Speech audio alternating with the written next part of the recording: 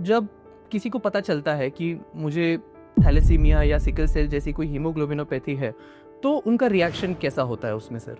Sir मुझे ये blood क्यों लगता है, मेरे फ्रेंड्स को तो नहीं लगता। So it was see the उसका जो इनोसेंस था जी। वो जो क्वेश्चन था, लेकिन वो इनोसेंस के पीछे उसका जो पेन था, actually it was a very painful. जब सस्पेक्टेड थैलेसीमिया या सिकल सेल होता है और हम लोग उनको कुछ इन्वेस्टिगेशन जांच करके उनको जब बताते हैं, तो वो एक बहुत बड़ा ट्रॉमा उनको उस समय होता है। गिल्ट वाला फीलिंग आपको लगता है कि पेरेंट्स में ऐसा आ सकता है कि भाई हमारा बच्चा है, हमारी जीन्स गई हैं, तो कहीं वो पेरेंट्स ने आपने देखा है sir? Actually, the parents are the lenses through which these patients see their illness. Transfusion was about to start. तो वो मेरे को बोला कि फिर आज मत दीजिए ना, आज मेरे को स्कूल जाना है। तो आई टोल्ड हिम कल चले जाना, कोई फर्क नहीं पड़ता, आज तुमको यहाँ पे रहना है क्योंकि आज तुमको ब्लड देना ज़रूरी है। तो सेट कि नहीं सर, मेरा आज बर्थडे है। और ही सेड मेरा बर्थडे है। तो I was saying it was so emotional situation. This sickle cell and thalassaemia, these are not only blood disorders, right? They are actually storm of mind, heart and soul. नमस्ते दोस्तों, देखते ही देखते mental health with doctor Harkishan Mamtani के 5 episodes पूरे हो गए हैं और आपका रिस्पांस देखकर मैं बहुत ही ओवरवेल्म्ड और मोटिवेटेड फील करता हूं और गेस्ट्स को बुलाकर उनके बारे में मेंटल हेल्थ संबंधित चर्चाएं की जाएं। पिछले एपिसोड में हमारी बात हुई थी प्रोफेसर मोहन आइजैक, जो ऑस्ट्रेलिया से आए थे। उनसे हमने डिस्कस किया किस तरह से कम्युनिटी मेंटल हेल्थ का कॉन्सेप्ट जो होता है, उसके तहत इंडिया में आखिरी व्यक्ति तक अभी भी मेंटल हेल्थ केयर नहीं पहुंच रही है, उसके क्या कारण हो सकते हैं और उसको कैसे इंप्रूव किया जा सकता है। इस बारे में प्रोफेसर आइजैक के साथ विस्तार से चर्चा हुई थी। अगर वो एपिसोड आपका मिस हुआ है तो उसे जरूर चेकआउट करिए। आज का जो ये छठा एपिसोड हम लॉन्च करने जा रहे हैं, उसमें हमारे साथ जुड़े थे doctor Vinky Rugwani sir. Doctor Rugwani sir medical fraternity में एक बहुत ही जाना माना नाम है। वो एक सीनियर पीडियाट्रिशियन तो है ही, लेकिन उसके साथ ही साथ महाराष्ट्र मेडिकल काउंसिल के प्रशासक भी हैं। नेशनल मेडिकल कमीशन में मेडिकल एडवाइजरी काउंसिल में बहुत ही एक्टिव रोल अदा कर रहे हैं वो एक मेंबर के तौर पर। साथ ही उनका बहुत ही रिमार्केबल काम रहा है थैलेसीमिया और सिकल सेल एनीमिया को लेकर। हमने उनसे डिस्कस किया किस तरह से थैलेसीमिया और सिकल सेल एनीमिया सिर्फ ब्लड के डिसऑर्डर्स नहीं है, बट उनके कई मेंटल हेल्थ इंप्लीकेशंस भी रहते हैं। तो आइए देखते हैं डॉक्टर रुघवानी सर से हमारी क्या बात हुई। ऐसे ही मेंटल हेल्थ रिलेटेड कंटेंट के लिए मेरे यूट्यूब चैनल को जरूर सब्सक्राइब करें और बेल आइकन दबाना ना भूलें। Thank you.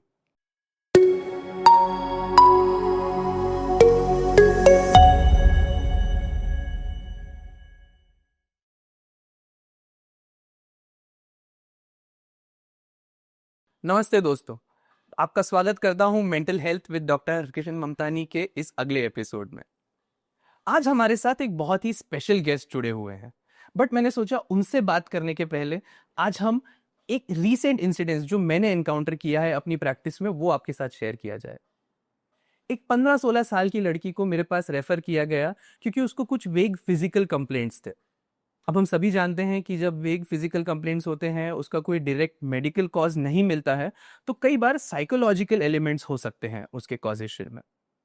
मैंने जब उस बच्ची को देखा, उसके साथ बातचीत की, तो समझ में आया कि कई स्ट्रेस उसके मन में उत्पन्न हो रहे थे। उसमें से मुख्यतः जो था वो था उसका सिकल सेल एनीमिया का डायग्नोसिस। सिकल सेल एनीमिया होने की वजह से उसको स्कूल में बहुत ही साइडलाइन कर दिया गया था, उससे कोई बात नहीं कर रहा था और उसके पेरेंट्स भी उसको थोड़ी हीन भावना से देख रहे थे। जाहिर सी बात है, इतना स्ट्रेस होने के बाद कोई भी घबरा जाएगा, बेचैन हो जाएगा। और ये एक इंसिडेंस है सिर्फ, लेकिन मैंने ऐसे अपने छोटे से करियर में बहुत केसेस देखे हैं जहां सिकल सेल और थैलेसीमिया जैसी आनुवांशिक बीमारियों की वजह से बहुत मेंटल हेल्थ इश्यूज होते हैं। तो मैंने सोचा क्यों ना आज के हमारे इस एपिसोड में sickle cell and thalassemia society India के प्रेसिडेंट को इनवाइट किया जाए। मेरे लिए बहुत गर्व की बात है कि डॉक्टर विंकी रुघवानी सर आज हमारे साथ इस एपिसोड में उपस्थित हैं। Welcome sir, thank you so much for making time from your schedule. तो जैसा मैंने ये केस में शेयर किया सर, आपने भी सिकल सेल थैलेसीमिया, आपका बहुत समय से, बहुत सालों से इसमें काम रहा है सर। तो आपका क्या एक्सपीरियंस रहा है सर? क्या आप भी ऐसे मेंटल हेल्थ इश्यूज बहुत कॉमनली देखते हैं इन पेशेंट्स में? Thank you so much, Harkishan. At the outset, I should thank you for making me a part of this wonderful podcast, right? My pleasure, sir. And I have been seeing your podcast in the past also.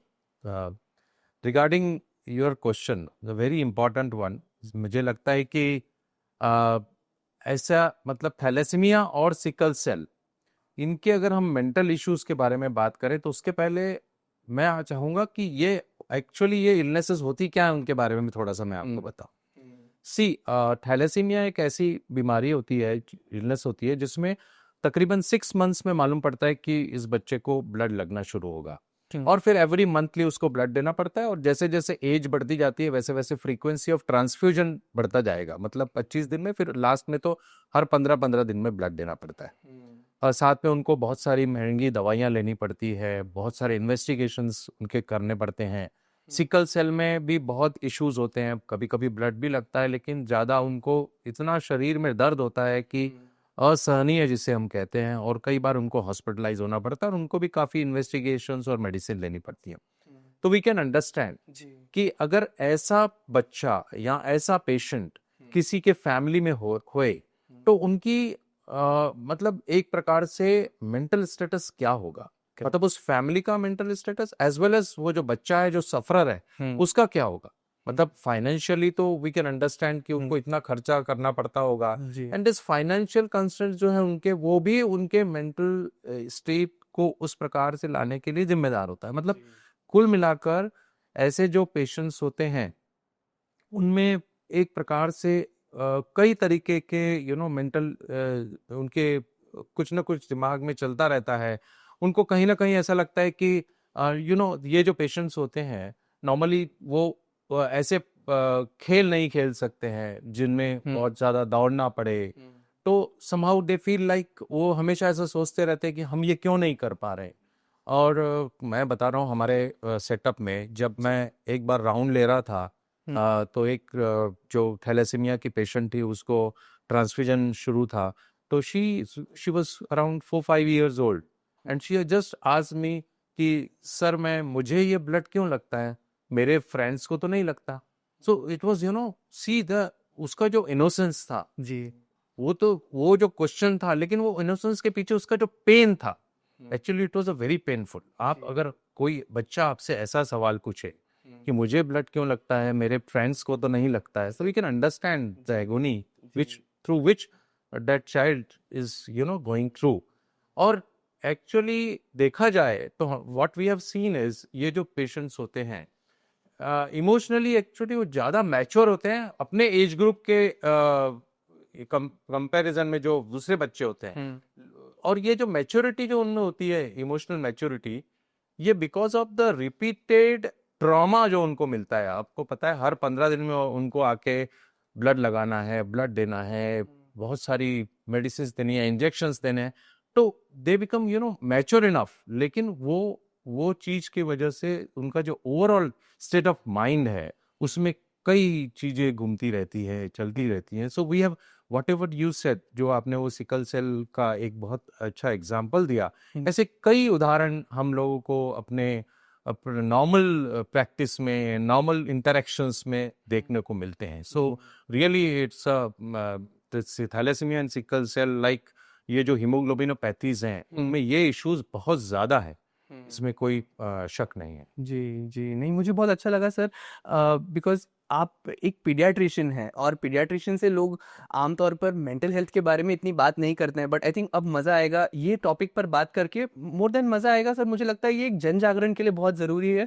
क्योंकि अगर एक authority से लोग सुनेंगे कि किस तरह से सिकल सेल और थैलेसीमिया के वजह से मेंटल हेल्थ कंसर्न्स हो सकते हैं, तो वो जो लोग उससे सफ़र कर रहे हैं, कहीं न कहीं उनको भी वैलिडेटेड फ़ील होगा कि नहीं, मैं अकेली नहीं हूँ, मैं अकेला नहीं हूँ। इससे बहुत ज़्यादा लोग सफ़र कर रहे हैं, गुज़र रहे हैं। सर, शुरुआत करते हैं इस बात से कि जब किसी को पता चलता है कि मुझे थैलेसीमिया या सिकल सेल जैसी कोई हीमोग्लोबिनोपैथी है, तो उनका रिएक्शन कैसा होता है उसमें sir?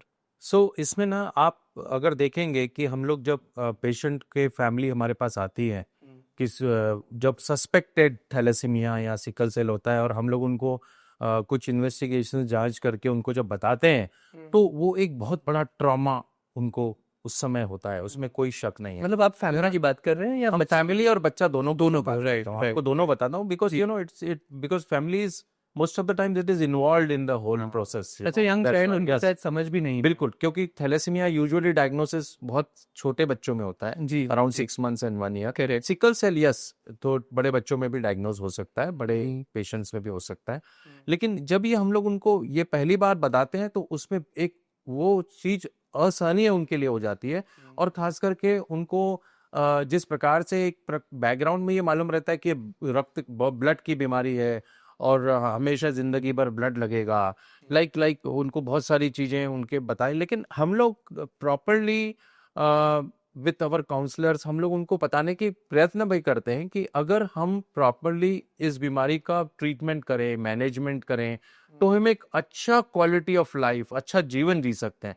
And now you know doctor Harikishan, that now there the medical science has progressed, like कि अभी आजकल बोन मैरो ट्रांसप्लांट्स हो रहे हैं। Correct. So what we try to do, हम लोग उनको ना पॉजिटिव चीजें बताने की ज्यादा कोशिश करते हैं। मतलब of course we have to tell them everything, you know the negative aspect of the illness also we have to उनको बताना पड़ता ही है वो तो, क्योंकि लेकिन साथ ही साथ we try to tell them the positive things also. यानी कि जैसे कि bone marrow transplantation, it's a permanent cure, although it is very difficult, it is very costly affair, 15 lakh रुपए खर्चा होता है और बहुत लंबा टाइम लगता है। But there are some few social supports के बारे में बताते हैं कि कैसे ये एक परमानेंट क्यूर है जिससे आपके बच्चे का जीवन पूरा ठीक हो जाएगा, बीमारी ठीक हो जाएगी। हालांकि ये कठिन है, लेकिन अब कुछ मदद भी मिल जाती है, सरकार भी इसके लिए काम कर रही है, आपको कई जगहों पर इसको निःशुल्क भी हम करा सकते हैं। लाइक मतलब हम लोग कॉन्फिडेंस उनमें ये पैदा करना चाहते हैं कि आप लोग इतना डिसहार्टन मत होइए,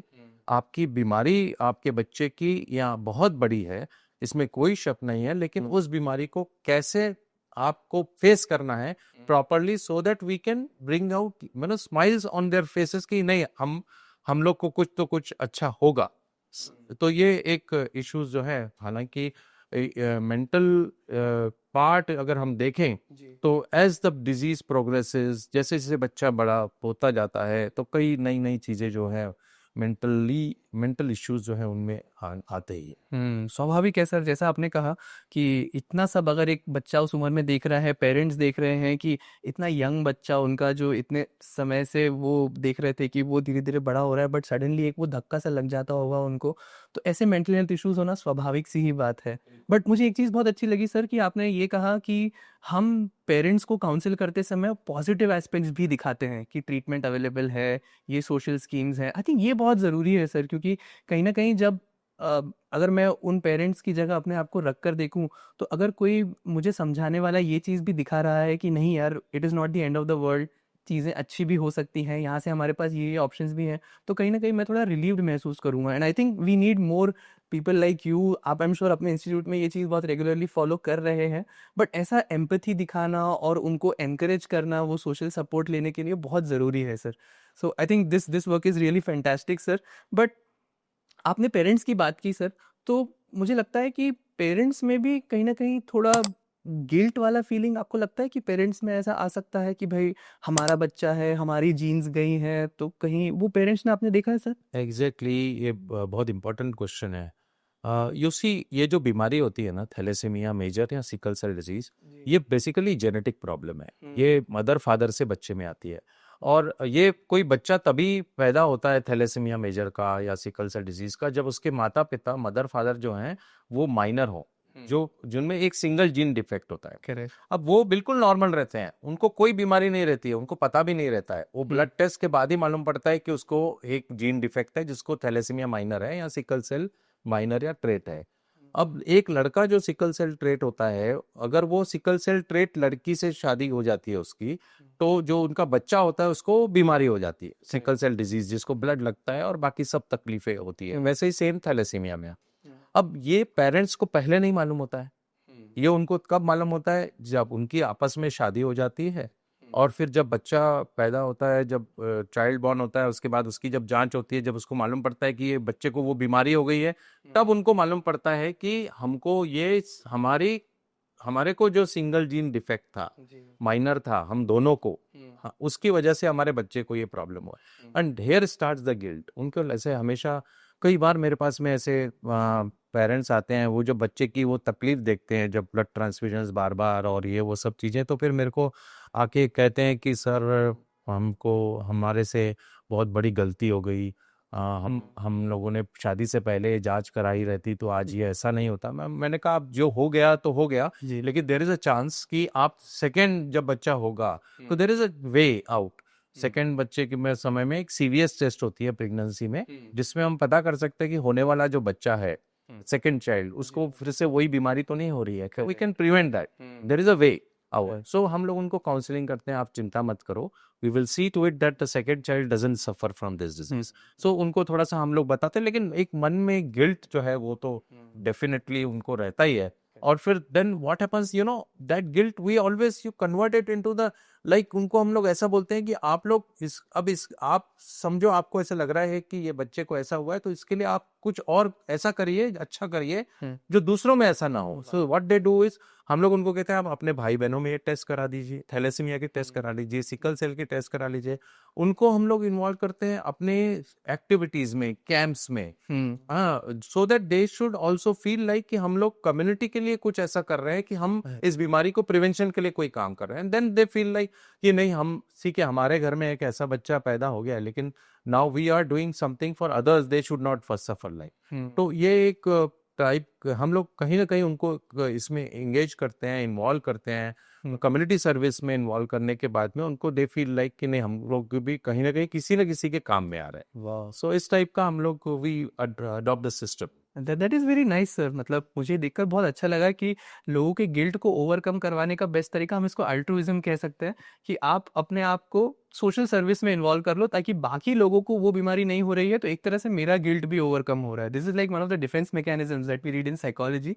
तो very very thoughtful and very nice of you to incorporate such people, क्योंकि मुझे लगता है जो क्लोजेस्ट एक्सपीरियंस है वो तो इन बच्चों के पेरेंट्स ही आपको दे पाएंगे। तो बिल्कुल। Very very important to involve them, that's a very thoughtful step sir. But इसमें भी सर अगर गिल्ट हो रहा है, आपने उनकी मदद कर दी, लेकिन आपने बताया कि हर 15 दिन 20 दिन में उनको बार बार आपके सेंटर विजिट करना पड़ेगा, और अपने जो फिनेंशियल कंसर्न्स तो रहेंगे ही रहेंगे, क्योंकि वो अपना शॉप छोड़ के आ रहे हैं, कोई उनका बिजनेस होगा वो छोड़ के आ रहे हैं, कुछ लोग तो आई एम श्योर बहुत लोअर स्टेटस से आते होंगे जो अपनी दिहाड़ी छोड़कर आ रहे होंगे। तो अ, एक समय के बाद सर एक बर्नआउट आ जाता है ऐसे में, and I think it is both financial burnout and psychological burnout. तो ये आपने कितना देखा है सर कि आपके पेशेंट्स में, उनके पेरेंट्स में जो होता है सर ये? एग्जैक्टली अब हमारे देश में करीब लाखों पेशेंट्स हैं ऐसे थैलेसीमिया के और सिकल सेल के, और उनके जो पेरेंट्स होते हैं वो सभी बोर्डिंग क्लास के नहीं होते हैं। बहुत सारे ऐसे होते हैं कम जिनको, जो लोग डेली वर्कर्स भी हैं, जो अपनी अर्निंग्स रोज कमा के रोज खाने वाले लोग भी हैं। डेफिनेटली उनको ऐसा लगने लगता है कि ये हम जो कर रहे हैं, और and I tell you that initially मतलब पूरे देश भर में कई ऐसे सेंटर्स हैं थैलेसीमिया सिकल सेल के, बहुत अच्छे सेंटर्स हैं, लेकिन कई लोग ऐसे जो अच्छे सेंटर्स तक पहुंच नहीं पाते हैं। तो उनको तो एक ऐसी फीलिंग रहती है कि हमारा बच्चा तो आगे बचेगा ही नहीं, उनको ऐसी फीलिंग होती है। तो दे फील लाइक कि अभी हम क्या मतलब है इनको करके, ये बच्चे को करके, जिसका जीवन छोटा है, जिसके लिए वो नहीं है, इस तरीके की फीलिंग उनके मन में आती है। अनलेस जब तक वो किसी अच्छे डॉक्टर या काउंसलर के पास नहीं पहुंच पाते, एक बार वहां पहुंच गए तो उनको अच्छे से समझाया जाता है कि ऐसे नहीं है, आपका बच्चा अगर अच्छे से ट्रीटमेंट आप अपने बच्चे की करोगे, अपने पेशेंट की करोगे, तो वो बहुत अच्छी क्वालिटी ऑफ लाइफ जी सकते हैं। And also we try to tell them the various type of supports they have today, as on today, because you know there are so many things the government has got like to do good with this thalassemia and sickle cell patients। जैसे इनको free blood मिलता है, दे उनको free blood मिलता है। तो हम उनको बताएं कि नहीं, आप चिंता मत करो, आपके लिए हम लोग हैं, आपके लिए गवर्नमेंट है, आपके लिए बाकी एनजीओज हैं, आपको फ्री ब्लड मिलेगा। आपको बोन मैरो ट्रांसप्लांटेशन अगर बच्चे के लिए कराना है तो आपको उसके लिए एक फाइनेंशियल सपोर्ट जो है वो कोल इंडिया के CSR एक्टिविटी में मिल जाता है। इस प्रकार से कुछ मेडिसिन हैं जो कि जो कुछ गवर्नमेंट हॉस्पिटल्स में फ्री ऑफ कॉस्ट अवेलेबल हैं। तो कुछ डिसेबिलिटी बिल में इनको अभी शामिल किया गया है। तो what we try to do is we try to tell them कि अच्छी चीजें जो आपके लिए अवेलेबल हैं, तो आप डिसहार्टन मत होइए, आप वो मत होइए कि मैं थक गया हूँ, हम अपने बच्चे के लिए अभी कुछ नहीं करेंगे क्योंकि उसका आगे जीवन नहीं है। सो इस तरीके से अगर ये जो सोच है इसको बदलने की आवश्यकता है और उसके लिए एक अच्छी काउंसलिंग की जरूरत पड़ती है। मुझे लगता है कि अगर प्रॉपर उनको काउंसलिंग किया जाए तो डेफिनेटली उनमें ये परिवर्तन हम ला सकते हैं और दे कैन बी मोटिवेटेड कि हम अपने बच्चे को एकदम तंदुरुस्त रखें, चुस्त रखें, ताकि उसको सारी मेडिसिन, सारी चीजें जो जो हमें हमारे डॉक्टर ने सलाह दी है, हम उस सारी चीजों को ओबे करें, उनको अच्छे से अगर करेंगे तो हमारा बच्चा अच्छा बना रहेगा। तो इस प्रकार की फीलिंग जो है वो उनमें मतलब इनकॉर्पोरेट करनी है, वो फीलिंग उनमें डालनी है। मुझे लगता है अगर ऐसा करेंगे तभी हम उनको इन बर्नआउट प्रॉब्लम से बाहर निकल पाए। Right sir, right sir. But लाजमी है कि वो बर्नआउट एक न एक पॉइंट के बाद आ ही जाता है, बट जैसा आपने कहा कि उनको वो होप देकर किस तरह से आप उनको वापस उस ट्रीटमेंट के लाइन पे ला सकते हैं, that is very nice sir. आपने कितना देखा है सर कि पेरेंट्स मेंटल हेल्थ इश्यूज को एक्सेप्ट करते हैं, आपके सामने आकर बोलते हैं नहीं डॉक्टर साहब, जैसे अब मैं एज ए साइकाइट्रिस्ट तो मेरे क्लिनिक में डायरेक्टली आकर जो कंप्लेंट होता है वो यही होता है कि मन उदास रह रहा है, घबराहट, बेचैनी हो रही है। बट आपके एक पीडियाट्रिशियन की ओपीडी में कितने पेरेंट्स आकर ये एडमिट करते हैं कि नहीं मुझे मेंटल हेल्थ इश्यूज हो रहे हैं? देखिए, शुरुआत में तो बिल्कुल नहीं करते हैं। पेरेंट्स को ऐसा ही लगता है कि वो उनके बच्चे को एक उनके पेशेंट को जो है वो बेसिकली फिजिकल इशू है, एक ब्लड डिसऑर्डर है। They are only seeing that part. जो सिम्टम्स होते हैं उनके एनीमिया होना, कमजोरी हो जाना, डिस्मॉर्फिक फीचर्स होना या पेट फूल जाना, they are more concern about their physical part that we know, and the counselor and the persons who are dealing with this psychological problems, they understand कि बैकग्राउंड में उनके बहुत सारे मेंटल इश्यूज जो चलते रहते हैं। तो अल्टीमेटली ये पेरेंट्स को तभी मालूम पड़ता है जब हम लोग फिजिकली उनको अच्छा बनाने के लिए सारे मेजर्स और ट्रीटमेंट लेने के बाद में भी कई बार हमने we have seen that the patients are not getting recovered from their basic जो चीजें होती है उससे। तो उदाहरण के तौर पर ये जो बच्चे होते हैं, अब इनको ये एक्चुअली क्या होता है कि because they compare themselves with other children in their school, their friends, और ये तो ये एक प्रकार से डिसहार्टन या एक डिप्रेस टाइप हो जाते हैं। पर हम लोग उनको फिजिकली उनको बाकी चीजें करने के बावजूद भी कहीं ना कहीं उस लेवल पर लाने में हमको तब तक सक्सेस नहीं मिलती है जब तक हम उनके मेंटल स्टेटस को एड्रेस नहीं करते। That is very important. तो हम ऐसे कुछ पेशेंट्स हमने देखे हैं। तो उसके बाद में जैसे एक बच्चा था जिसने जो 12th क्लास में उसने मार्क्स भी अच्छे लिए, बट उसने उसके बाद में उसने बोला, उसको ऐसे किसी ने उसके फ्रेंड ने बोल दिया कि तेरे को तो ऐसी बीमारी है, ब्लड वाली बीमारी है, तू तो ज़्यादा जिएगा ही नहीं। तो उसके मन पे इतना वो असर हो गया कि ही सेड कि मेरे को तो अभी मैं आगे पढ़ूंगा ही नहीं। अब देन उनके जो पेरेंट्स बाद में वो बच्चा आया तो we tried to talk to him कि क्यों भाई तू क्यों नहीं पढ़ेगा, तो स्कूल बोला मैं बिल्कुल नहीं जाऊंगा, मैं एडमिशन नहीं लूंगा, मेरे को तो कोई इंटरेस्ट नहीं है, मतलब ही वाज लाइक। तो उसको जब हमने प्रॉपर काउंसलिंग किया, बताया उसको, व्हाट वी डिड इज कि जो ऐसे बच्चे हैं, ऐसे बड़े जो है, बच्चे नहीं बोलना चाहिए, अडल्ट्स हैं, thalassaemia patients, sickle cell patients, 30-35 साल के, जो बहुत अच्छा सक्सेसफुल कैरियर जिन्होंने कंप्लीट किया है, जो बहुत अच्छी जगह पर आज जॉब्स भी कर रहे हैं, उनसे हमने उनको मिलाया, उनसे बात करवाई, देन दे गॉट मोटिवेटेड। नहीं, ऐसा नहीं है, मतलब देर इज होप ऑल्सो, बहुत अच्छी चीजें हम कर सकते हैं, अचीव कर सकते हैं। जब हुआ तो उसके बाद में there was drastic change in that child. और उसने वो बाद में तो वो बच्चा, मैं it's a long back, around 4-5 years पुरानी बात बता रहा हूँ, अभी वो तो उसने बाद में बहुत अच्छा ये ग्रेजुएशन किया और now he is doing a very good, मतलब MBA में एडमिशन भी उसी बच्चे ने लिया हुआ है। सो मेरा ऐसा कहना है कि ये जो चीजें होती है ना, ये अल्टीमेटली मेंटल जो प्रॉब्लम्स होते हैं, इश्यूज होते हैं, वो फिजिकल प्रॉब्लम्स के पीछे छुप जाते हैं। सो एक्सेप्टेंस शुरुआत में नहीं होता है पेरेंट्स का या बच्चों का, लेकिन बाद में जब हम उनको एक ऐसा करके बताते हैं कि ये चीज है, इसको आप करेक्ट करोगे तो ये काफी चीजें अच्छी हो जाएगी। और एक अगर हम बच्चे में पेशेंट में अगर इस चीज़ को अच्छा करें तो क्योंकि क्या होता है कि देयर इज ये जो थैलेसीमिया और सिकल सेल के पेशेंट्स होते हैं ये आपस में मिलते रहते हैं, ट्रांसफ्यूजन सेंटर्स में मिलते हैं, उनके रिलेटिव्स उनके पेरेंट्स आपस में मिलते रहते हैं, कुछ ग्रुप्स बने हुए हैं उनके वहाँ पर मिलते रहते हैं, तो दे अंडरस्टैंड कि इसको इस प्रकार से चीज़ के बाद में एक फायदा हुआ है तो डेफिनेटली दूसरे भी वो चीज़ को अडॉप्ट करते हैं. So ultimately it is a mental जो वेलनेस है उसको एड्रेस करना बहुत ज़रूरी है. बिकॉज आई थिंक आप बार बार वही एक चीज़ पर एम्फेसाइज कर रहे हैं, क्वालिटी ऑफ लाइफ इंप्रूव होती है ट्रांसफ्यूजन से, ट्रीटमेंट से, but yes of course mental health, WHO भी बोलता है कि भाई physical health mental health equally important है. जब तक मेंटल हेल्थ अच्छी नहीं होगी तब तक फिजिकल हेल्थ का क्या काम. बिल्कुल क्वालिटी ऑफ लाइफ में बिल्कुल जैसा डॉक्टर साहब ने कहा, बहुत ज़रूरी है कि हम उनकी मेंटल हेल्थ पर भी उतना ध्यान दें. एग्जैक्टली. हमने पेरेंट्स की मानसिकता के बारे में बात की सर, थोड़ा बच्चों की मानसिकता के बारे में बात करते हैं, क्योंकि जैसा आपने कहा कि जब डायग्नोसिस का समय होता है तब तो शायद उनको समझ उतनी नहीं होती है, कि कई बार ऐसा होता है. बट अभी आपने हाईलाइट किया आपकी ये एग्जांपल से कि किस तरह से जो स्टिग्मा होता है उससे वो बच्चे को कैसा इन्फीरियर फील हो रहा था, उसने एकदम मोटिवेशन ही छोड़ दिया था कि मैं कुछ नहीं करूँगा. मेरे ख्याल में सर ये बार बार ट्रांसफ्यूजन्स होने की वजह से जो स्कूल से वो दूर रहते हैं, और जैसा हम देखते हैं एक नॉर्मल बच्चे की लाइफ में स्कूल रेगुलर जाना इज़ एन आम बात, बट यहाँ पर आप बता रहे हैं कि उनको रेगुलरली ब्लड ट्रांसफ्यूजन के लिए आना है, तो इसका कितना रोल रहता है सर उनकी मेंटल हेल्थ को इम्पैक्ट करने में? बहुत ज़्यादा. इनफैक्ट मैं आपको बताऊं कि I I give you one example. अब इसमें क्या हो गया कि हम लोग नॉर्मली बच्चों का जो ब्लड ट्रांसफ्यूजन जो होता है ना वो शेड्यूल्ड होता है, राइट.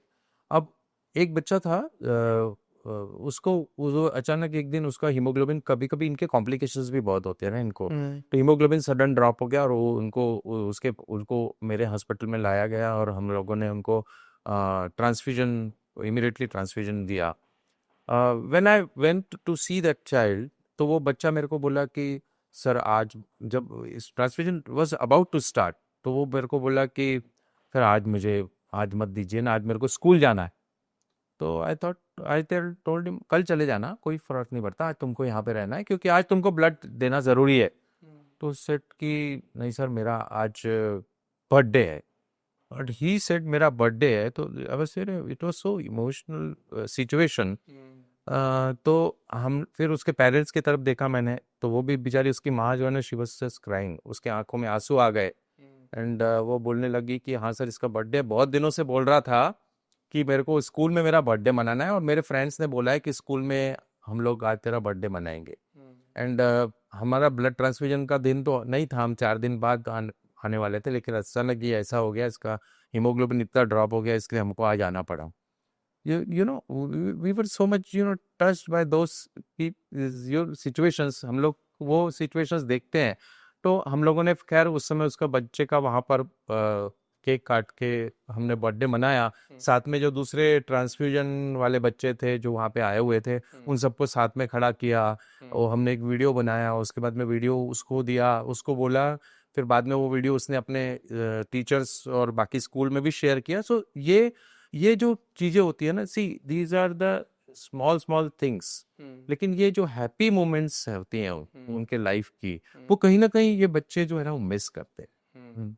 और ये it's a very unfortunate but then it happens. अब नॉर्मली क्या होता है, हमारे सेंटर में, हम लोग जो सेंटर चलाते हैं वहाँ तो we have made a system कि वहाँ पर बच्चा आएगा दोपहर में और मतलब 11-12 बजे आएगा और 5 बजे अपने घर में भी चला जाएगा. मतलब 5 आवर्स में वो ट्रांसफ्यूजन भी हो जाता है और सब हो जाता है. But it is not seen in eight everywhere. आज अगर आप कोई गवर्नमेंट हॉस्पिटल में जाओगे तो वहाँ पूरा दिन भर भी लग जाता है. ऐसे रूरल सेटअप्स में उनको एक दिन पहले जाके ब्लड देना पड़ता है और बाद में ब्लड टेस्ट करना पड़ता है और क्रॉस मैचिंग और ये वो, दूसरे दिन फिर ट्रांसफ्यूजन. तो ये भी चीज़ें होती है, मतलब 2-2 दिन भी उनके ट्रांसफ्यूजन के लिए जाते हैं. सो सी इनका काफ़ी समय इन बच्चों का जो है वो ट्रांसफ्यूजन, इसके अलावा इन्वेस्टिगेशंस के लिए अलग जाना या और कोई कॉम्प्लिकेशन हो तो फिर उसके लिए जाना. So they lose they have loss of so many days in their life. और उनका जो एब्सेंस है स्कूल में वो भी बहुत ज़्यादा हो जाता है. और मतलब काफ़ी दिन एब्सेंट रहने की वजह से उनका एकेडमिक कहीं ना कहीं सफ़र होता है. करेक्ट. वो एक चीज़ होती है. देन दे फील लाइक बहुत सारे इवेंट्स वो मिस करते हैं. जैसे अभी ये तो मैंने आपको बर्थडे का एग्जांपल बताया, बट कुछ उनके यहाँ पे जो सोशल प्रोग्राम्स होते हैं स्कूल में, सोशल गैदरिंग्स होती है, वो भी उनको कई बार मिस करनी पड़ती है. So many times they are not allowed to participate because क्योंकि वो उसमें बहुत ज़्यादा exertional कुछ डांस प्रोग्राम्स होते हैं, कुछ whatever. So there are multiple things they are actually getting suffered of, you know. लेकिन अब ये चीज़ है कि उनको हम लोग जितना हो सके अपने तरफ से काउंसिल करते हैं, मोटिवेट करते हैं. We try to make them like आप ये ऐसा मत समझो, you are like a normal child. But फिर भी ये सब चीज़ें तो it's a part of things which happens. नहीं, बहुत बहुत सही बात कही सर आपने कि कहीं ना कहीं जो एकेडमिक्स होते हैं वो तो एक बैक सीट ले लेते हैं, बट आपने एक इम्पॉर्टेंट बात मेंशन की कि उनकी एनीमिया की वजह से जो फिजिकल रेस्ट्रिक्शंस आ जाते हैं, जैसे किसी बच्चे को क्रिकेट खेलने का बहुत शौक है बट वो खेल नहीं पाएगा लंबे ड्यूरेशन तक, पेरेंट्स मना करेंगे बिकॉज ऑफ हिज एनीमिया. इसका कितना रोल रहता है? बिकॉज मुझे लगता है सर कि बचपन में तो खेलना is an integral part of your growth, तो अगर उसको किसी को हम खेलने से रोक रहे हैं तो इसका कितना मेंटल हेल्थ पर इम्पैक्ट होगा सर? देखिए, इसलिए ये जो सबसे इम्पोर्टेंट है, हम लोग उनको जित जैसे हम लोग का एक थैलेसीमिया में कैसा होता है कि वी ऑलवेज टेल देम कि आपको आपका जो बच्चा है उसका हीमोग्लोबिन 9 ग्राम के ऊपर रखिए. मतलब you are to give transfusion accordingly so that they can have a better quality of life also. अब कई बार वो लोग 9 ग्राम के ऊपर नहीं रखते हैं, 7 ग्राम 6 ग्राम और 8 ग्राम पे भी चला जाता है, वीकनेस हो जाती है, दे कांट प्ले, वो खुद ही खेल नहीं पाते हैं. लेकिन ओवरऑल भी कुछ ऐसी ये प्रॉब्लम्स होती हैं, जैसे सिकल सेल डिजीज हो गया या थैलेसीमिया मेजर में भी बहुत जिसमें एक्सर्शनल एक्टिविटीज हैं उनको थोड़ा सा अवॉइड ही करना पड़ता है. So what we tell them कि आप इंडोर गेम्स होती हैं, हम उनको जो बाहर की आउटडोर गेम्स भी होती है जिनमें ज्यादा एक्सर्शन ना हो, इस टाइप की एक्टिविटीज को हम हमेशा उनको कहते हैं कि आप करिए. इनफैक्ट जो सोशल गैदरिंग्स में बच्चों को वहां पर डांसेस करने के लिए हम मना नहीं करते हैं. वी ऑलवेज टेल देम कि आप उसमें पार्टिसिपेट करिए, आप उसमें इन्वॉल्व रहिए, because we have seen that there is a lot of talent in these children. बहुत अच्छा टैलेंट है. we have seen ऐसे कई prizes भी ऐसे बच्चों ने जीते हैं. तो it is a part कुछ हमारे I tell you हमारे जो कुछ पेशेंट्स हैं वो बहुत ही अच्छे बाकी चीज़ों में. एक तो बच्ची है जो पोएम खुद लिखती है, वो खुद लिखती है और बहुत अच्छी पोएम लिखती है. मैं आई टेल यू, मेरे को तो मतलब एक मोटिवेशनल पोएम जो उसने लिखी, मैं I think I have brought, मैंने एक पोएम लाई है उसकी जो उसने खुद लिखी है. ये बच्ची है तितिक्षा उमाले. लेट्स हैव इट सर, मतलब आप प्लीज. तो मैं अगर थोड़ा सा it will take 1 to 1.5 minutes to read this poem, but this is a wonderful poem she has written. और मेरे को सब ये एक मार्मिक कविता उसने इतनी अच्छी लिखी है. तो आई फील लाइक कि मैं हरकिशन जी आपके सामने, और I want to tell the people कि वो देखिए टैलेंट देखिए इन बच्चों का. I just read out that poem जो उसने लिखी है बच्ची ने.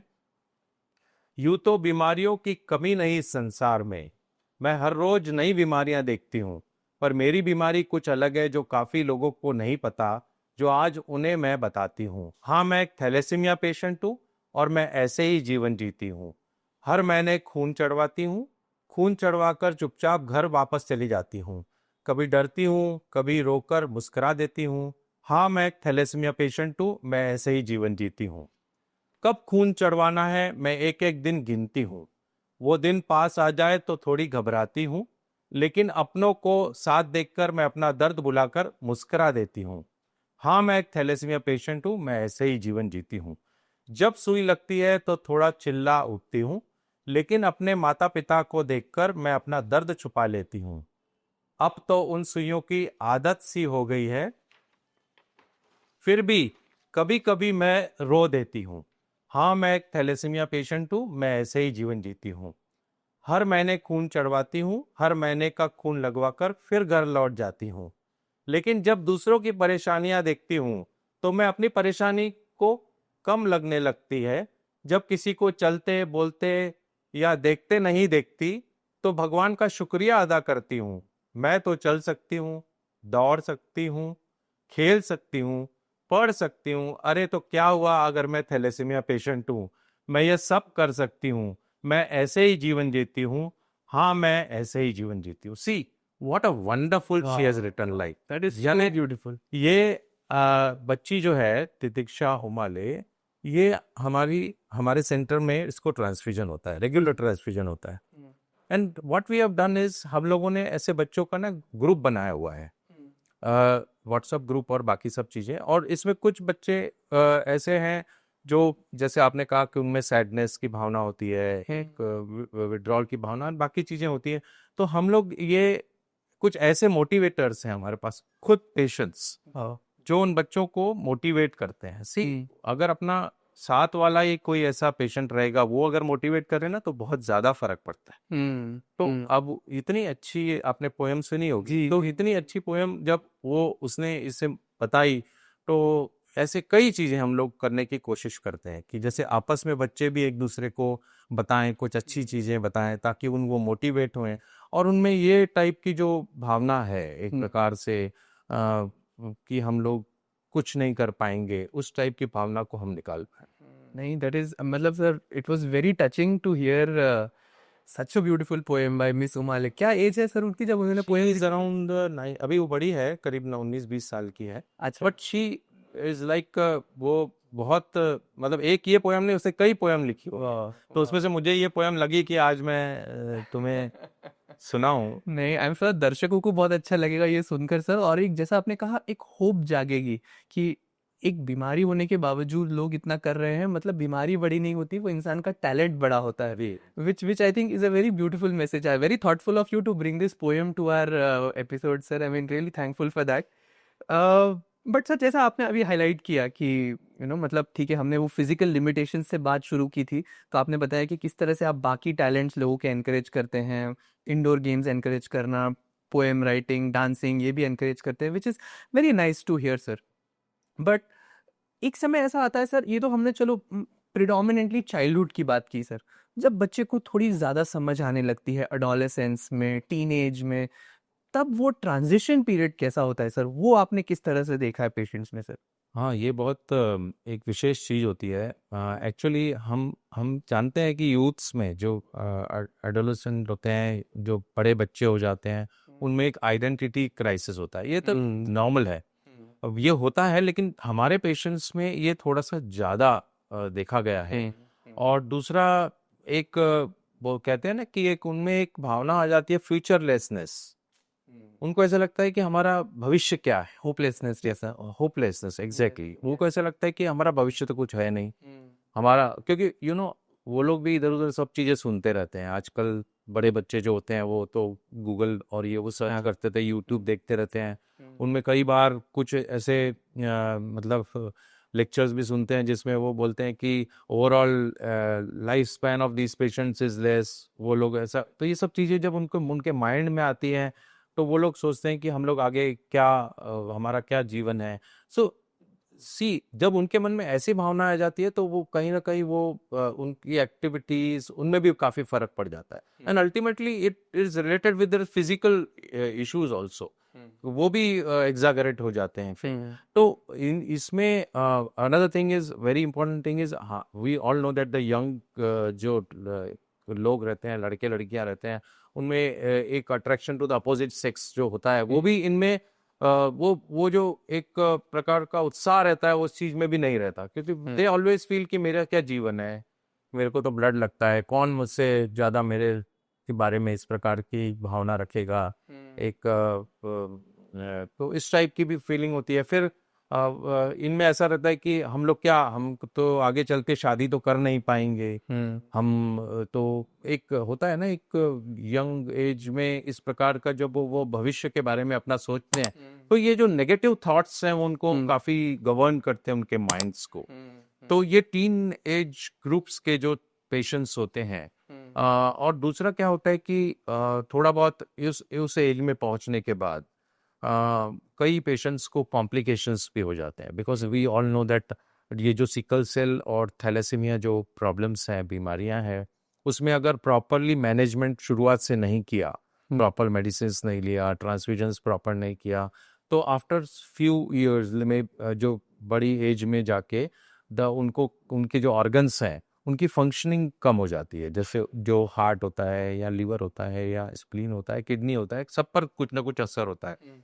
तो ऐसे पेशेंट्स जिन्होंने पहले प्रॉपर मैनेजमेंट, ट्रीटमेंट नहीं फॉलो किया हो, उनको बाद में जाके ये फिजिकल इलनेसेस भी हो जाती है, और वो फिजिकल इलनेसेस की वजह से जो ऑर्गन डिसफंक्शनिंग और इनकी वजह से भी फिर मेंटल स्ट्रेस और बाकी चीजें और ज्यादा बढ़ जाती हैं। तो अल्टीमेटली ये एक पर्टिकुलर ऐसी स्टेज आ जाती है जिसमें कॉम्प्लिकेशंस और ज्यादा बढ़ जाते हैं। तो ऐसे टाइम पर इनफैक्ट इनको साइकोलॉजिकली मोटिवेट करना, स्ट्रांग बनाने के लिए कुछ ना कुछ स्टेप्स लेने की और ज्यादा आवश्यकता हुई। So we feel like we try to make उनको एक ग्रुप टॉक्स में इन्वॉल्व करते हैं, उनको अपने वर्किंग में हम कहीं ना कहीं लेने का प्रयत्न करते हैं। और मतलब अब क्या होता है कि ये एक ऐसी स्टेज होती है उस ग्रुप में जब सिर्फ पेरेंट्स का रोल नहीं रहता है, पेरेंट्स से ज़्यादा उस पर्टिकुलर पेशेंट का खुद का इन्वॉल्वमेंट जो है वो इम्पोर्टेंट हो जाता है। तो we try to make them educate about, हम उनको खुद इस बीमारी के बारे में सब कुछ सीखने को कहते हैं कि आप ये सब सीखो, इस बीमारी में क्या होता है, कैसे होता है, क्या कॉम्प्लिकेशंस होते हैं। And then we also talk with them very freely about the mental issues which are involved or related with this particular problem. तो ये जो issues हैं, ये teenage के issues हैं, हालांकि they are quite gross issues which are there, but then we try to make them, simplify them. We try to उनको काफी उस चीज से कैसे निजात मिले, how we can bring them out of those issues. We always try to do that. Because मुझे लगता है कि ये पूरी सिचुएशन में जो हम देख रहे हैं कि थैलेसीमिया बचपन से शुरू हो रही है, एडोलेसेंस में आ रहा है, तो वो इश्यूज तो मैग्नीफाई ही होते जाते हैं जैसे जैसे फिजिकल हेल्थ तो कॉम्प्लिकेट हो रही है, बट जो आसपास की सोशल सिचुएशंस हैं वो भी चीज़ें कॉम्प्लिकेट ही कर देती हैं, और उससे जाहिर है मेंटल हेल्थ इश्यूज होते रहेंगे। एक चीज़ जो मुझे लगती है, जो मैं आजकल अपनी प्रैक्टिस में काफ़ी देखता हूँ एडोलेसेंट्स में, वो है बॉडी इमेज इश्यूज। जो लोगों को लगता है नहीं मुझे अच्छा दिखना है, मेरी हेल्थ अच्छी रहनी चाहिए। This also I think is in some ways like a body image issue sir. जैसे आपने कहा कि वो अपने आप को एक थोड़ी हीन भावना से देखना शुरू कर लेते हैं, तो उनको अपने बारे में जो नेगेटिव विचार आते हैं ये भी कंट्रीब्यूट करता होगा। एग्जैक्टली मैंने जैसे आपको बताया, देखिए ये जो प्रॉब्लम है, आपको ऐसे भी मैं कई पेशेंट्स बताता हूँ जो मतलब बड़े बच्चे होते हैं, 18-20 साल के लड़कियां लड़कियां जिन्होंने शुरुआत से बहुत अच्छा ट्रीटमेंट लिया हो, ब्लड ट्रांसफ्यूजन्स प्रॉपर लिया हो, दवाइयाँ बरोबर ली हो, सब तरीके से जैसे जैसे उनको एडवाइस किए, तो उनके इवन फिजिकल स्ट्रक्चर में आप पहचान ही नहीं पाओगे कि उनको थैलेसीमिया या सिकल सेल प्रॉब्लम है। लेकिन अनफॉर्चुनेटली अपने देश में अभी तक के उसका मैनेजमेंट बहुत पहले से इतना अच्छा नहीं रहा, या वो प्रॉपर प्रोटोकॉल्स बहुत सालों से फॉलो नहीं। अभी अभी इन बीमारियों के बारे में बहुत अच्छा एक प्रकार से एक अवेयरनेस आ गया है, लेकिन मैं पहले से बात कर रहा हूँ पिछले 10 साल पहले, 15 साल पहले।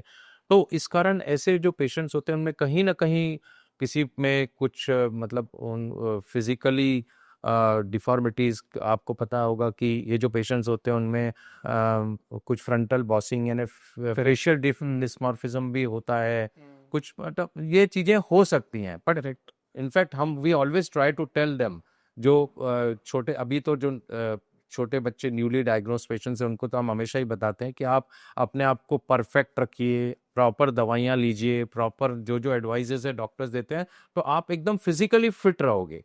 कोई आपको पहचान भी नहीं पाएगा कि आपको कोई थैलेसीमिया या सिकल सेल की बीमारी है। बट देन जिन लोगों ने जो अनफॉर्चुनेटली या इस तरीके की ट्रीटमेंट मैनेजमेंट उनको पहले नहीं मिला है, तो उनमें ये इश्यूज तो डेफिनेटली आज टीनेज और बाकी अडल्टहुड में डेफिनेटली दिखते ही हैं, एंड आई एम श्योर वो भी मेंटल हेल्थ को खराब करने में या डिस्टर्बेंस करने में एग्जैक्टली अल्टीमेटली कहीं ना कहीं जो फिजिकल इलनेस है वो मेंटल हेल्थ जो है उसको एग्जागरेट तो करता ही है उसके इश्यूज को। राइट सर, आपने कितना फ्रीक्वेंटली देखा है सर बच्चों में, एडोलेसेंट्स में, कि वो उदासी या विड्रॉन बिहेवियर या ऐसे घबराहट, बेचैनी या एंगर इश्यूज लेकर आपके पास आते हैं सर? बहुत कॉमन है, बहुत कॉमन है। यानी मेरा तो ऐसा कहना है कि जिससे वो कहते हैं ना कि सब कुछ होप छोड़ देने के बाद में इस तरीके का भी अचानक बिहेवियर कई बार ऐसे पेशेंट्स में हम लोगों ने देखा है। इसमें पेरेंट्स एंड पेशेंट्स दोनों इंक्लूड, यानी कई बार पेरेंट्स इस प्रकार का उनका बिहेवियर देखा है। दो टाइप के फैमिलीज वी हैव सीन। एक ऐसा जिनके पेरेंट्स जो होते हैं वो मतलब ये सब चीज़ें बार बार ट्रांसफ्यूजन्स और ये सब चीज़ें कर कर के बाद में ऐसे थक जाते हैं और कहते हैं कि अभी हम नहीं कर पाएंगे डॉक्टर साहब, अब हम लोग थक गए हैं, हम लोग को नहीं करना है, हमको इनका भविष्य पता है, इस तरीके के।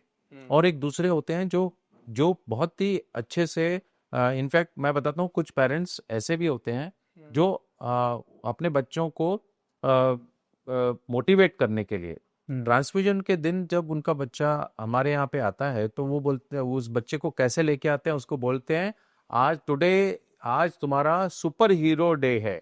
वाह। यानी आज तुम्हारा सुपर हीरो डे है, आज तुम्हारा सबसे बड़ा बहुत अच्छा दिन है, और इस दिन को हम सेलिब्रेट करते हैं। और इस प्रकार से उसको ऐसा दर्शाने की कोशिश करते हैं। और ये कॉन्सेप्ट जो है, ये कॉन्सेप्ट हम लोगों ने हमारे पेरेंट्स को दिया हुआ है कि आप इस प्रकार से बच्चों को इस प्रकार से मोटिवेट आप उनको ये बताइए कि आज का दिन आपका तो खास दिन है, आप तो इतना मस्त, आप तो ब्लड ले रहे हो, और क्या होना, इतना आप स्ट्रांग हो। तो इस तरीके का के भी पेरेंट्स होते हैं जो इस प्रकार से मोटिवेट करते हैं। So we have a mixture of thoughts, mixture of the ways the parents react. और अल्टीमेटली ये जो पेरेंट्स का जो रिएक्शन है ना, वो ही बच्चों पे परकुलेट होता है। यू सी, ये जो पेशेंट्स होते हैं ना, ये ultimately in the initial days of their illness, they see actually the parents are the lenses through which these patients see their illness. I like that sentence, sir. The parents are like the lenses through which they see the illness. Very nice, sir. तो वो actually ये वो देखते ही parents के through है, और उनको parents कैसे उनको आगे बढ़ाते हैं उसके ऊपर काफी कुछ डिपेंड करता है। और अल्टीमेटली उनके थॉट्स, जो पेरेंट्स के थॉट्स हैं, वो इन बच्चों के, पेशेंट्स के में चले जाते हैं, और वो उस प्रकार से उनका बिहेवियर होता है। जैसे आपने बताया कि कई बच्चे बहुत एंग्री हो जाते हैं। सो द एंगर, यानी यू मीन, ये एंगर जब वो सब ऐसी सिचुएशन देखते हैं, अपने सरकमस्टेंसेस देखते हैं, उनके घर में भी डिस्कशंस अगर इस प्रकार के होंगे कि तुझे तो हमेशा ब्लड लगता है, क्या करें, हमारे को कुछ हो नहीं रहा है, कितना खर्चा हो रहा है। So such type of things if happens at their house, home या बाकी चीजों में, तो of course these type of things are too quite, we can understand कि बच्चे में क्या होगा। तो वो फिर इस प्रकार से बच्चा भी चिड़चिड़ करता है, बच्चा भी एंगर शो करता है। तो we ultimately it's overall counseling of the family, which is very important in these aspects of thalassemia and sickle cell. मतलब हम पिछले कुछ मिनटों में यही देख पा रहे हैं sir, we started our discussion with the impact of thalassaemia and sickle cell on the parents in terms of their mental health. हमने बात की किस तरह से बच्चों की मेंटल हेल्थ। तो मुझे ये एक चीज़ तो समझ में आई सर, पेरेंट्स में या केयर गिवर्स में और बच्चों में both thalassaemia and sickle cell के मेंटल हेल्थ इश्यूज बहुत कॉमन है। How equipped we are as a system, as a medical system, to handle these psychological issues, sir?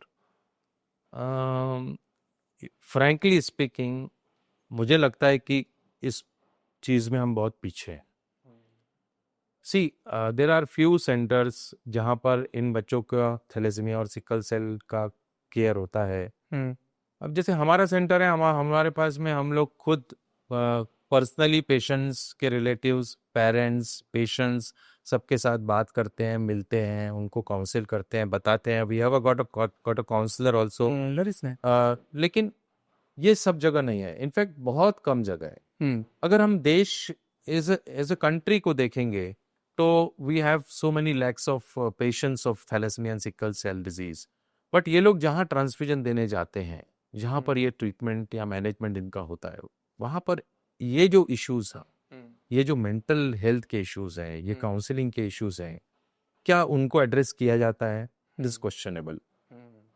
तो मुझे ऐसा लगता है कि कहीं ना कहीं हमें ये पार्ट को स्ट्रेंथन करना बहुत जरूरी है। अभी हम लोग, हमारे sickle cell government has really taken good initiatives in last few years as far as thalassemia and sickle cell disease is concerned. Now, there is one sickle cell mission which has been started under the guidance of Shri Narendra Modi ji. It's a very good initiative, जिसमें sickle cell prevention programme पूरे देश में शुरू किया गया है। अब इसमें काउंसलर्स भी रखे गए हैं, लेकिन वो काउंसलर्स जो है वो प्रिवेंशन के लिए, जैसे जो थैलेसीमिया ट्रेट निकलता है, सिकल सेल ट्रेट निकलता है, तो उसको काउंसिल करने के लिए कि आपको शादी नहीं करनी है।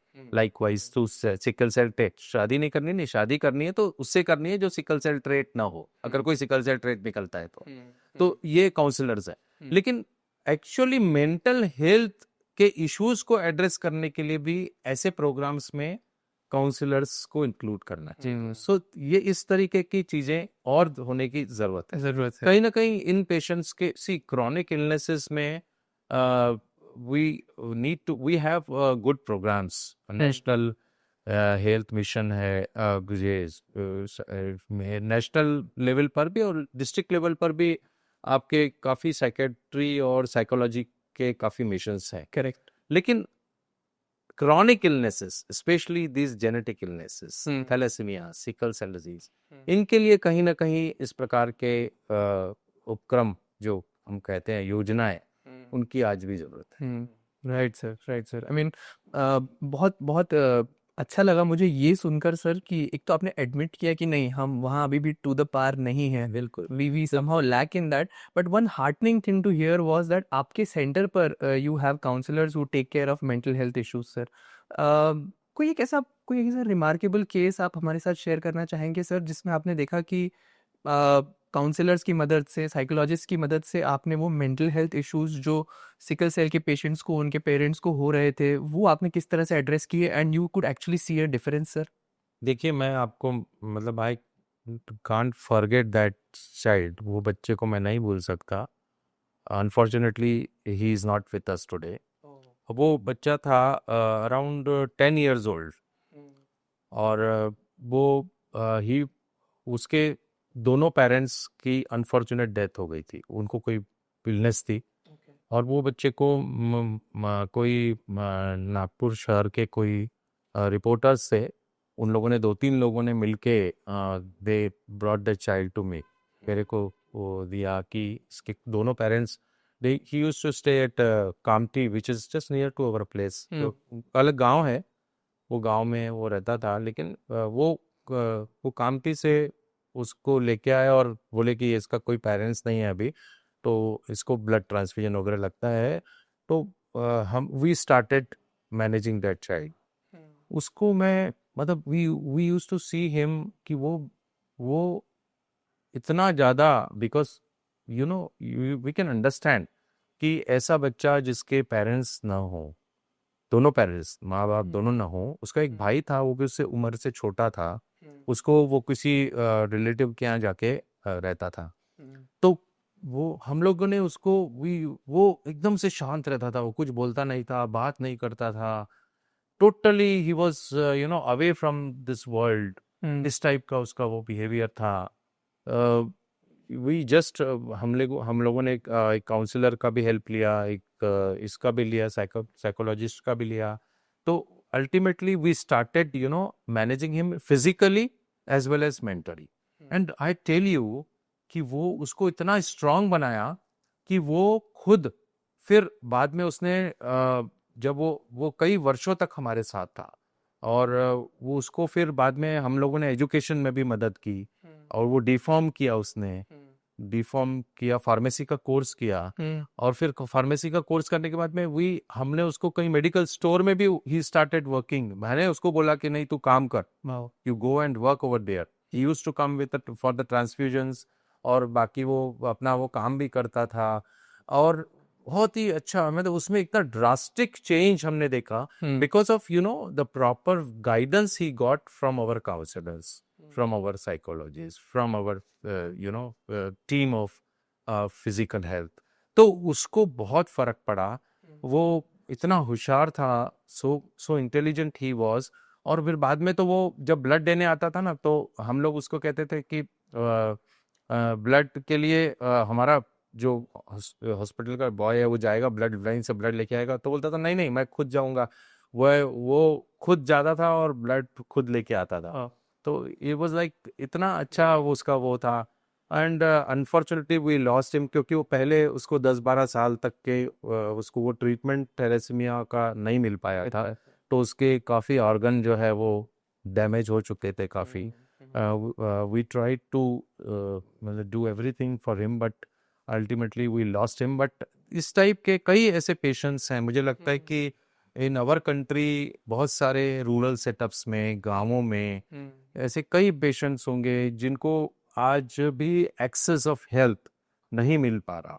तो कहीं ना कहीं हमें you know we need to think about it. ऐसे पेशेंट्स के लिए हमें कुछ ना कुछ करने की आज भी आवश्यकता है. नहीं, बहुत बहुत अच्छा लगा सर सुन के कि आपने बताया किस तरह से वो बच्चा पहले विड्रॉन सा रहता था, किसी से बात नहीं कर रहा था, but after the proper help from mental health professional, psychologist, counsellors at your centre, कहीं ना कहीं वो उनकी हेल्थ में इम्प्रूवमेंट आया and he touch great heights. मतलब Yes. To pursue a career in pharmacy काम किया उन्होंने काफ़ी समय. मतलब ये तो बहुत पॉजिटिव संदेश जाएगा हमारे दर्शकों को भी सर.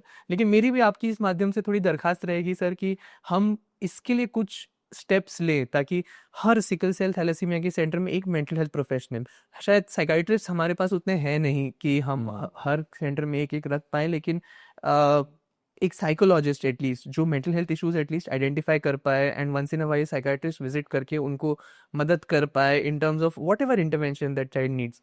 तो ये बहुत अच्छा स्टेप रहेगा सर. बहुत बिल्कुल ज़रूरी है. मैं समझता हूँ कि ये एक बहुत ही इम्पॉर्टेंट चीज़ है. और ये बहुत, मुझे तो नहीं लगता कुंगलियों पे गिनने लायक ऐसे सेंटर्स होंगे, थैलेसीमिया सेंटर्स, जहाँ पर आज इस प्रकार से ये मेंटल हेल्थ इश्यूज को एड्रेस किया जा रहा होगा.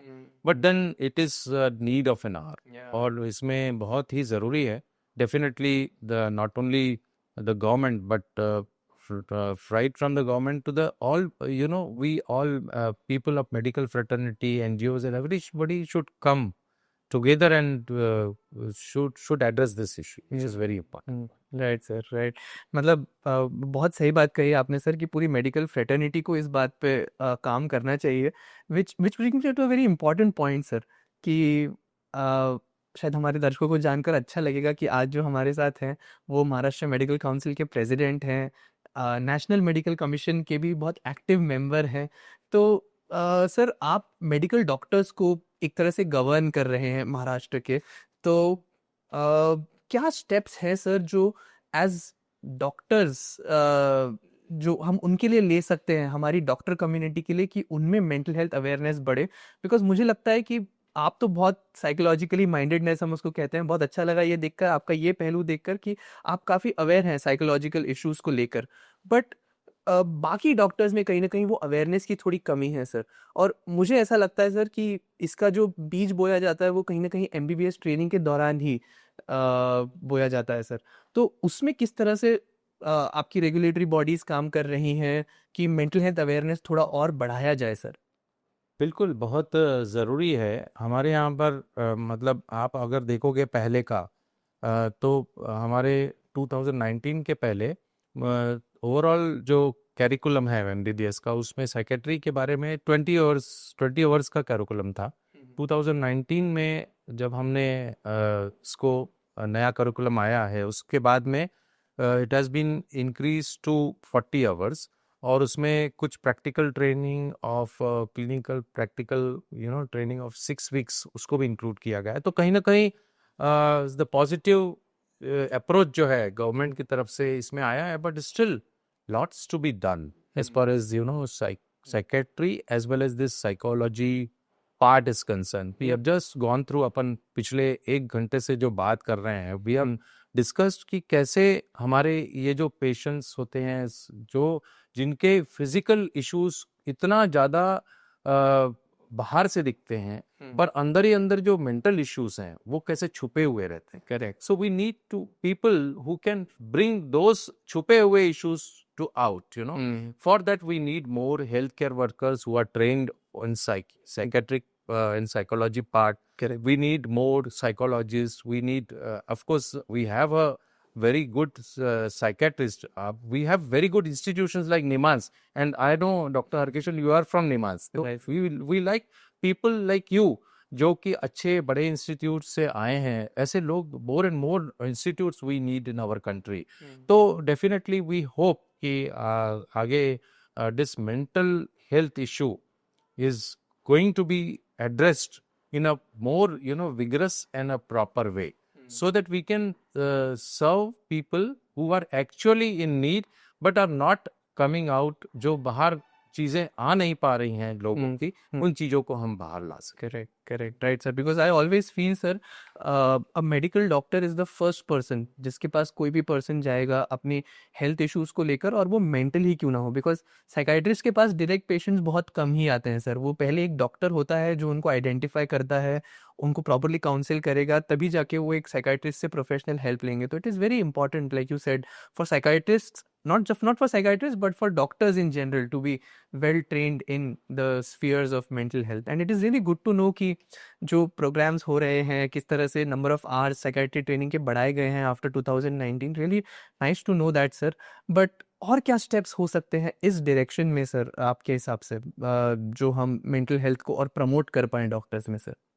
तो इसके लिए मैं आपको बताऊं कि हम लोग महाराष्ट्र मेडिकल काउंसिल में हम लोगों ने एक इंसेंटिव बेस्ड क्रेडिट सिस्टम हम लोग अभी चालू कर रहे हैं, जिसमें कि जो डॉक्टर्स रूरल एरियाज में काम करेंगे वो जो वहाँ पर कैंप्स लेंगे, फ्री हेल्थ कैंप्स देंगे, सर्जिकल कैंप्स देंगे, उनको हम क्रेडिट पॉइंट्स देंगे, जो कि आपको पता है कि रिन्यूअल ऑफ डॉक्टर्स रजिस्ट्रेशन में मदद करता है. So what we can think of like ये जो साइकेट्रिक जो इश्यूज हैं जिनको ज़्यादा से ज़्यादा इनको हम इनकॉर्पोरेट करें सीएमईज में, कॉन्फ्रेंसेस में, या ये जो हम लोग इंसेंटिव बेस्ड क्रेडिट आवर्स का जो प्रोग्राम ले रहे हैं उसमें हम लोग इंक्लूड कर सकते हैं कि मेंटल हेल्थ डिसऑर्डर्स पे जाके जो काम करेगा उनको हम इंसेंटिव्स देंगे. तो likewise there are so many things which can be we can include in such type of systems so that ज़्यादा से ज़्यादा लोगों में मेंटल हेल्थ अवेयरनेस के बारे में जागरूकता है, और ये जो छुपी हुई चीज़ें हैं वो मेंटल हेल्थ इश्यूज उनको बाहर हम निकाल पाएं. तो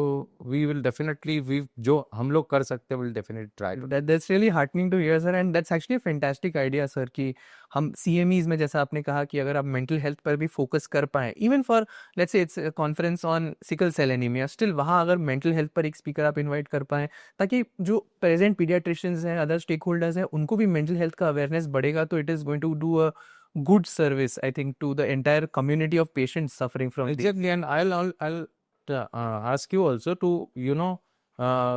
जो जितने भी आपके जो ऑर्गेनाइजेशंस है साइकेट्रिक एसोसिएशंस के, जी, ask them to accredit their associations in Maharashtra medical council. Sure. यानी जो महाराष्ट्र में है जी, या बाहर के जो हैं जिस काउंसिल में वो एक्रेडिट करवाएं ताकि उनको क्रेडिट पॉइंट्स मिले. ज़्यादा से ज़्यादा जो साइकेट्रिक आपके एसोसिएशंस हैं उनके एसोसिएशंस के ज़्यादा से ज़्यादा सीएमईज हो, कॉन्फ्रेंस हो, और डॉक्टर्स को भी कुछ क्रेडिट पॉइंट्स के इंसेंटिव्स मिले. Right. So we will definitely accredit those associations. Right sir, that's really nice to hear sir. समय का पता ही नहीं चला सर कहाँ इतना समय निकल गया. But let me come to the one final point for, because हमने बहुत डेप्थ में डिस्कस किया कि किस तरह से सिकल सेल और थैलेसीमिया के पेशेंट्स में और उनके पेरेंट्स में मेंटल हेल्थ इश्यूज हो सकते हैं, अलग अलग फेजेस पर अलग अलग तरह के इश्यूज हो सकते हैं. और जैसा आपने बहुत ऑनेस्टली एक्सेप्ट किया कि हम कहीं ना कहीं उसमें लैक कर रहे हैं, उसको मैनेज करने के लिए जो हमारा मैन पावर होना चाहिए वो बहुत कमी है वहाँ पर. और फाइनली जो इंस्टीट्यूशनल लेवल पर आप कैसे पॉलिसी मेकिंग में कुछ चेंजेस, कुछ रिफॉर्म्स ला रहे हैं जिससे मेंटल हेल्थ अवेयरनेस डॉक्टर्स में बढ़ेगा, it is really good to hear all of that sir. But अगर मैं इसको एक तरह से आपको एक थोड़ा डिफिकल्ट स्पॉट में डालता हूँ सर. मैं अभी जिससे बात कर रहा हूँ मैं उनको 3 तरह से देखता हूँ. एक, आई थिंक आप एक पीडियाट्रिशियन है, I think that's your profession, आप you are very well known a senior pediatrician. I also see you as a social worker sir, because आपका जो सोशल अवेयरनेस का जो आपने काम किया है आज हमारी कम्युनिटी में सबको पता है कि हमारी कम्युनिटी में थैलेसीमिया बहुत कॉमन है. तो आपके काम की वजह से आज वो अवेयरनेस इतना डीपली पहुंचा है कि सबको थैलेसीमिया का टेस्ट रेगुलरली करवाना है बिफोर देर गेटिंग मैरिड. तो आप एक सोशल वर्कर भी हैं, और very importantly in your recent capacities at MMC, NMC जैसा हमने डिस्कस किया, आप एक पॉलिसी मेकर भी हैं सर. तो one change each that you would want to introduce in the current system as a paediatrician, as a social worker and as a policy maker, जिससे sickle cell और thalassaemia के patients की mental health better हो सके sir. I would be really happy to hear that from you sir. मैं इसके लिए यही कहूँगा कि basically see this sickle cell and thalassaemia these are not only blood disorders. Right. They are actually storm of mind, heart and soul. Wow. And ultimately हम लोगों को मिलकर इस पूरे चीजों को, इस स्टॉर्म को हमको एड्रेस करना है. और इसके लिए गवर्नमेंट, इसके लिए एनजीओज, इसके लिए we as a medical fraternity and community, सबको मिलके काम करना पड़ेगा. करेक्ट. तभी हम इस मेंटल हेल्थ के इशू को सॉल्व कर पाएंगे. राइट. सो आप बेसिकली एम्फसाइज कर रहे हैं कि कोलैबोरेटिवली हम किस तरह से as a society, as medical practitioner exactly. And of course as policy makers जो आप कर रहे हैं, हम इस इशू को एड्रेस कर पाएंगे. Right sir, that is really nice and such a fantastic discussion we had. I really hope sir कि हमारे व्यूअर्स को इससे बहुत उम्मीद मिले और इसमें उनमें जन जागरण हो रहा हो कि किस तरह से मेंटल हेल्थ इश्यूज बहुत कॉमन है सिकल सेल और थैलेसीमिया के पेशेंट्स में. और मोस्ट इम्पॉर्टेंटली जो सिकल सेल और थैलेसीमिया के पेशेंट्स और उनके पेरेंट्स ये वीडियो देख रहे होंगे, उनको पता चले कि मेंटल हेल्थ इश्यूज बहुत कॉमन है, वो अकेले सफ़र नहीं कर रहे हैं और हेल्प उनके लिए अवेलेबल है. बिल्कुल. Thank you so much sir, आपने इतना समय निकाला अपने शेड्यूल से. Thank you so much for making. Thank you, Dr. Kishan. Thank you so much for inviting me this wonderful podcast. Thank you. Thank you sir.